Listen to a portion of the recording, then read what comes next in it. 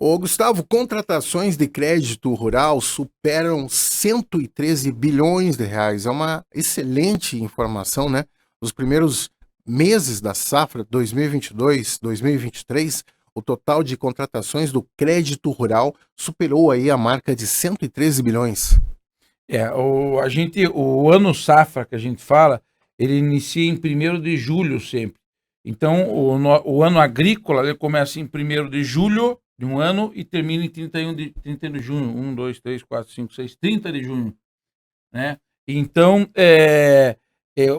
a gente iniciou, então, em 1º de julho o ano safra. Então, o governo anunciou 340,88 bilhões para o plano safra, já superaram 113 bilhões em contratações, e a gente agora, a grande parte, a grande alavancagem agora vem para o final de ano, né? A gente precisa sempre, na verdade, o que eu falo muito do plano safra é que é importante avaliar o que a gente tem de recursos com custo menores, recursos subsidiados, né? Que esse pode viabilizar os pequenos produtores, viabilizar estruturas. A gente falava ontem sobre a questão da armazenagem.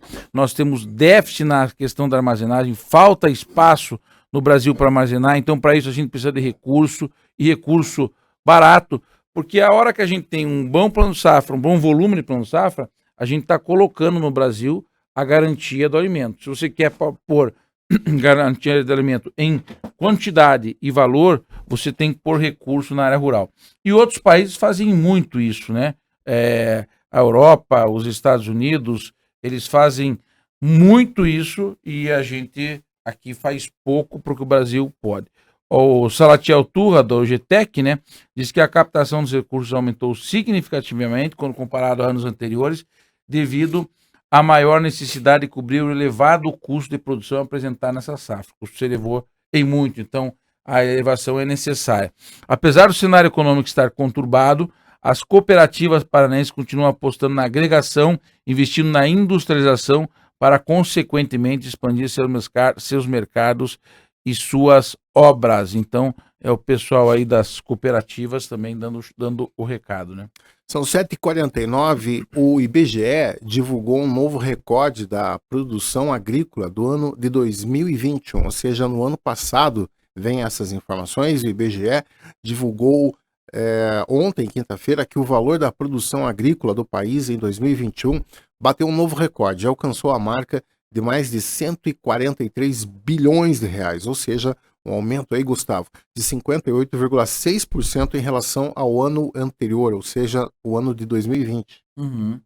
A gente tem que sempre, a produção vem batendo recorde ano a ano, né?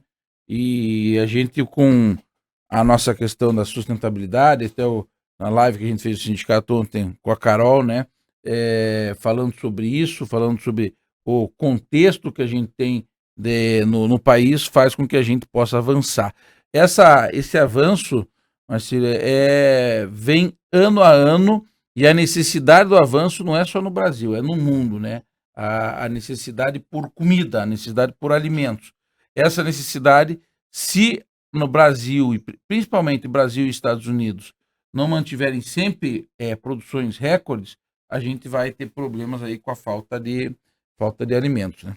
E bom, concluindo aquilo que eu comecei um pouquinho, Marcílio, que a soja pode responder por mais da metade do valor da produção agrícola.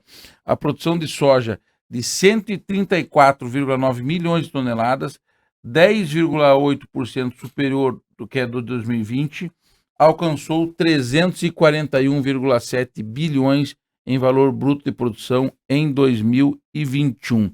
Então, a soja, que os pessoal muitas vezes criticam, que a gente não come soja, essa coisa toda, o fato é o seguinte: a soja hoje é a grande estrela das exportações brasileiras e do alimento brasileiro, né? A hora que você está comendo, por exemplo, eu trouxe hoje, viu, Marcílio?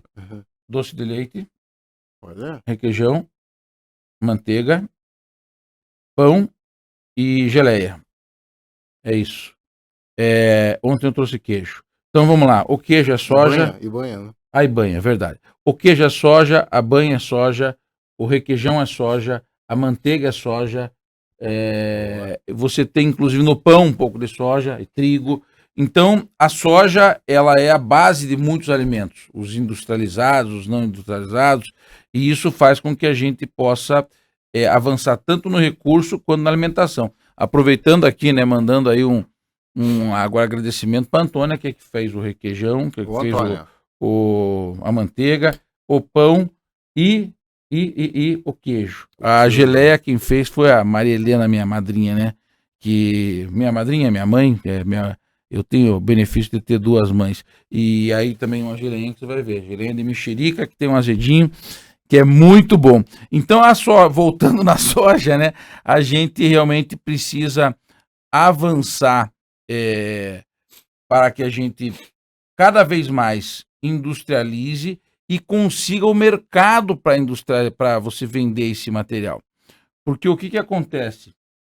A hora, Marcílio, que a gente produz uma manteiga na fazenda, a gente precisa ter um canal de comercialização para eu conseguir ter uma frequência de colocar esse produto aqui na cidade, e aí eu vou produzir mais. Se eu produzir e não tiver mercado, né, que é uma das grandes, eu acho que é uma das grandes demandas dos secretários de agricultura, ministros, enfim, da agricultura, é abrir mercado, colocar mais mercado, se preocupar muito com a questão de sanidade, a questão de selos, a questão de inspeções. Então, serviço de inspeção municipal faz o quê? Se eu tiver aquela manteiga colocada no serviço de inspeção municipal de Ponta Grossa, eu só posso vender ela no município de Ponta Grossa. E vem um selo, né? E vem um selo.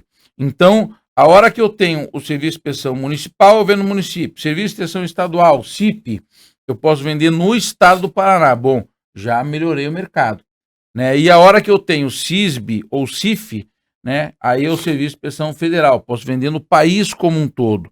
Então, é muito importante que a gente precisa se preocupar o quê? Abrir mercado para que a gente possa colocar esse produto no mercado e você ter vai melhorar a logística, vai gerar emprego para levar o produto, para trazer o produto, para quem vende o produto, para produzir o produto. Então isso é essencial. E eu vejo até aqui uma falta nossa nesse sentido, né? A gente precisa avançar para a gente conseguir mais mercado para os nossos produtores. Vamos falar um pouquinho do dólar aqui, porque o dólar, Gustavo, saltou a 5,23 e deixou o real aí na lanterna global, com temores sobre o FID.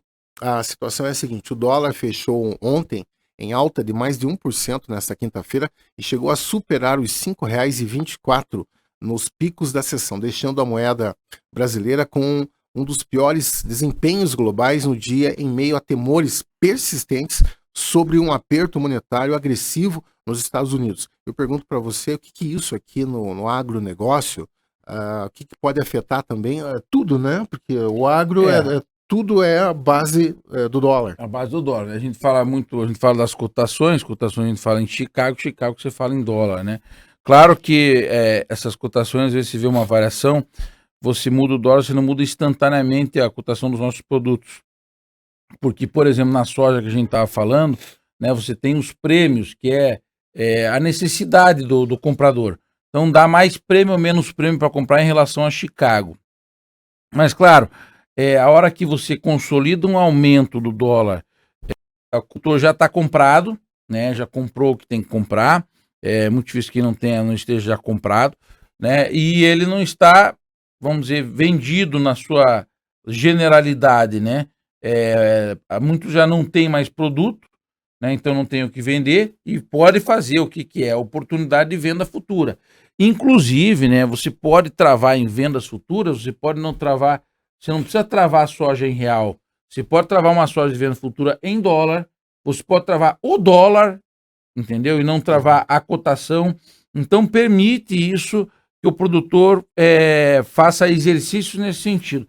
Isso é muito importante, a gente precisa aprender muito em relação a isso, como a gente operar melhor o mercado. Então você veja, né, aqui de 25 de agosto, que eu tenho aqui o histórico da cotação do dólar, você vê, ele vem lá na casa de 5,18, caiu a quase R$5, em torno de 5,5 por aí, e vem subindo, teve uma subida aí lá pertinho do dia 7, depois regrediu, subiu de novo. Então a gente tem que aproveitar esses picos para a ponta que nos interessa, né? Na ponta da venda ou na ponta da compra, o que a gente pode utilizar melhor no dólar, né?